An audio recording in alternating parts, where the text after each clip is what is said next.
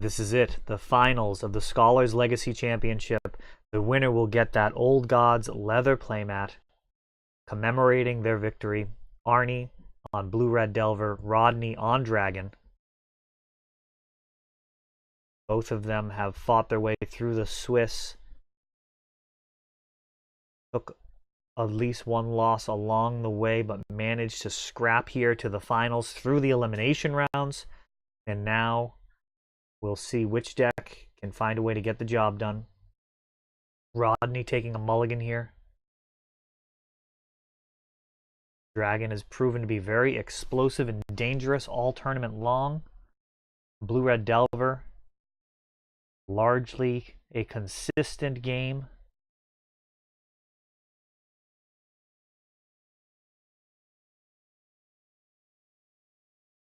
And fetching out a basic island here.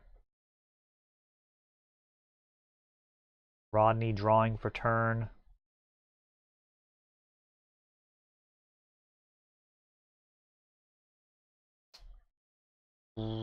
Brainstorm.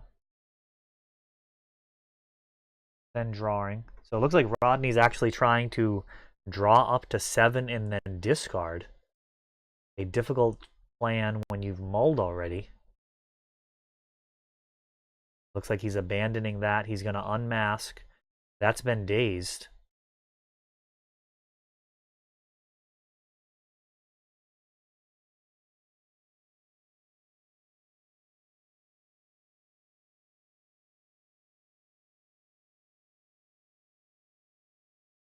Arnie grabbing a basic mountain there. His only option, perhaps he has the volcanic in hand. Wooded Foothills doing the fetching. And then a Delver of Secrets. Looking to establish a clock here. Lotus Petal. Lotus Petal. Faithless Looting. That is not what you want to be using to loot. That is a massive expenditure of resources. Faithless Looting, a very strong card in those grindy games.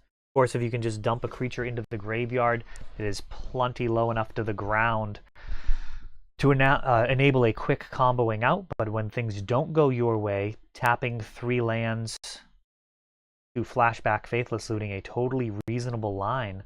But Rodney so far unable to find any permanent colored mana sources, which he is almost certainly going to need here.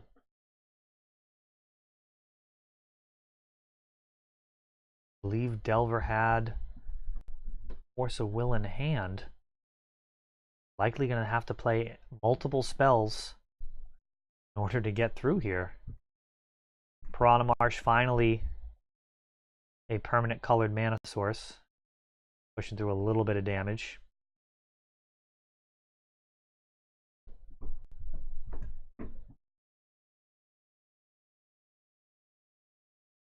And 2 mana for a Price of Progress. Arnie cracking back at that Piranha Marsh and Sun-Scorched Desert. And now we see in this matchup, Arnie looking to use that Price of Progress to deal some damage as quickly as possible. Not entirely sure he needs to worry about his own life total. Duels may have been better to fetch out. And there's the Blood Crypt. I think easily the biggest glaring issue in Rodney's list is the inclusion of that Blood Crypt. He cannot combo out with World Gorger Dragon with Blood Crypt alone. Of course, in this circumstance, he does have Sun-Scorched Desert. So if he does reanimate, he's going to be fine. Faithless Looting. Gets Gristlebrand into the bin. And there's a Lightning Bolt. Flipping Delver. Such bad news. Significantly decreasing the clock. Rodney has a turn here. He's going to throw out the Hail Mary Animate. And that is going to get hard cast. Force of Will, it looks like. And Rodney packing it in here. Blue-Red Delver taking one step closer. Can they close it out, or can Rodney force a game 3? Fairly quick game there. Rodney really struggling. Mulling. Then attempting to discard. Draw up to the point where he could discard. Had to abandon that, unmasked. Overall, not a pretty game. Unconventional lines that did not pay off at all. But it is an unconventional deck, and especially in game 1, that graveyard is essentially just the safest place that cards can be. Once he gets a World Gorger into the graveyard, or a Gristlebrand, it's there until he wants to bring it back with Animate, Necromancy, or Dance of the Dead. Dance of the Dead, a little bit of a liability in this matchup in particular, in that you can't effectively hit your Gristlebrand and then use him as a blocker on that turn. It does actually make the creature come into play tapped.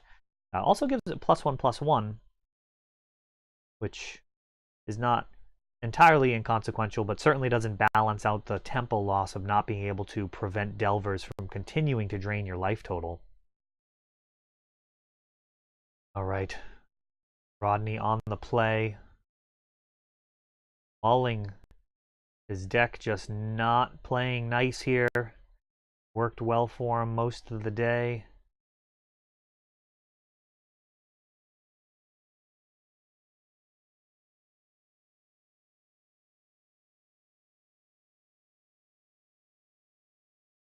And here he leads out with Piranha Marsh. King and Arnie for 1. Lotus Petal and passing.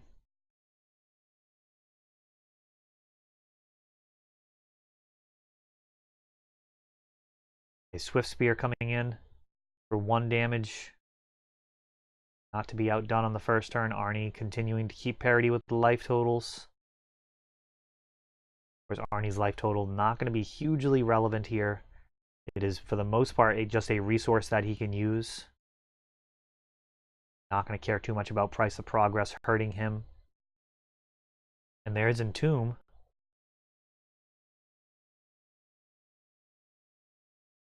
World Gorger going into the bin. And from here on out, we may see game-ending spells being thrown at the stack. There's an Animate Dead on World Gorger. If Arnie doesn't have a response to this, this is going to be game over. And he does not. So Rodney taking down, turning this around very quickly. Game 2 going in favor of Dragon. We're off to the final game of the match.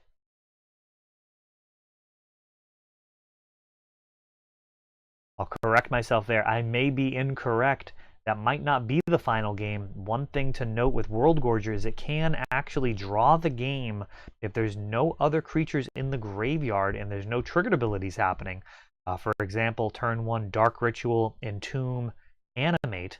And what that would do is just make the World Gorger flicker in and out, allow you to generate infinite mana. But if you cannot stop the loop, then that would actually just draw the game. And that's a tactic World Gorger can use to good effect. Necromancy can draw the game at instant speed out of nowhere. And early hands that don't necessarily have a way to finish the game, it may be better, especially on a mulligan, to draw the game and take another stab at it than to just struggle on a 5-card hand, for example. Rodney, Polluted Delta. Arnie with that Wooded Foothills. Going to go ahead and fetch after playing the Misty Rainforest Volcanic Island. Is going to enable likely some type of creature on board, and it is Delver. Get that fetch land up. He's going to be able to see the card, and he does want it, even though it's not an instant or sorcery. Looks like it's another Delver. Now here, this fetch land is going to enable Arnie to have 2 stabs at flipping a Delver. When it doesn't flip, he can crack it and have a chance at flipping the other Delver. He does see that play. So the first Delver has failed to flip the second Delver. Maybe flipping immediately. And it does ponder, and that ponder will likely set up the other Delver. Very difficult to imagine a 3 cards that he's going to want to keep where it wouldn't flip. And we now have just a 3-turn clock, very possibly a 2-turn clock if he can find any piece of burn. So Rodney now has his back up against the wall very early here.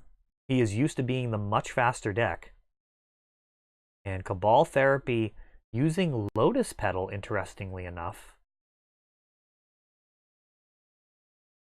And Daze is going to really punish that decision. Oh, that is rough. So Lotus Petal was sacked there with the assumption that all of the mana was going to be used this turn. And now Daze means that Rodney likely really punished for this. He's got a couple of Vapor Snags he has to play around. And that is going to make this a very, very difficult game state. Cabal Therapy going to need to clear out those Vapor Snags. His best case scenario here, not entirely clear. Maybe getting a Gristlebrand, casting a... Yeah, that's actually really difficult. Because you cannot draw 7 in response to flashing back Cabal Therapy because you have to sacrifice Gristlebrand as part of the cost. So that is a mess. This is a very difficult spot here. Those Vapor Snags, a legitimate problem. Vapor Snags will break up the World Gorger Dragon combo. And they will stop Gristlebrand from being able to hold down the fort. Difficult to blind name Vapor Snag off of your Cabal Therapy as well. And Rodney find a way here. Delver's coming in. He's got one more turn.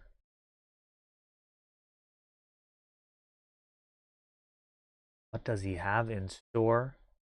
Would need a lot of Dark Rituals. Some type of powerful line here. There's only one island available. It could look something like multiple Dark Rituals, floating extra mana, animate dead to the World Gorger Dragon, get it bounced to hand, and then animate again after playing like a Piranha Marsh. And that is a lot to ask, and I don't know that he has it even as a possibility. Almost certainly doesn't.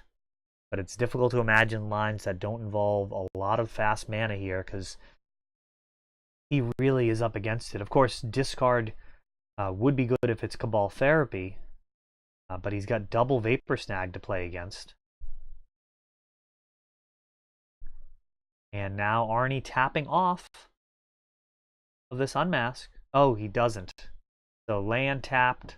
A little bit of a psych out there. We've got Flusterstorm and 2 Vapor Snags.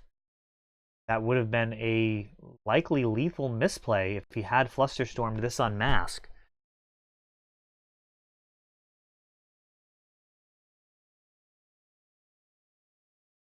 So a Flusterstorm goes to the bin. There's the Dark Ritual. Faithless Looting flashed back, leaving just 1 black in the mana pool.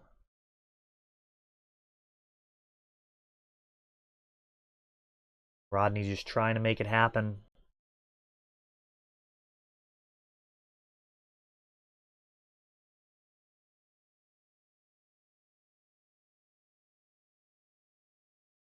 Selecting 2 cards to go to the bin.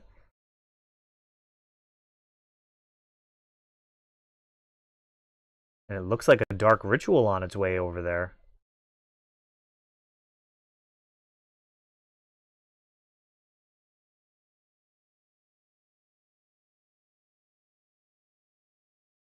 His mana base would not create lethal. Oh, he has Una. Can he get Una into play and actually activate it? Dark Ritual, Dark Ritual. Oh no, one of them was discarded, so he only has 3 mana. Entomb.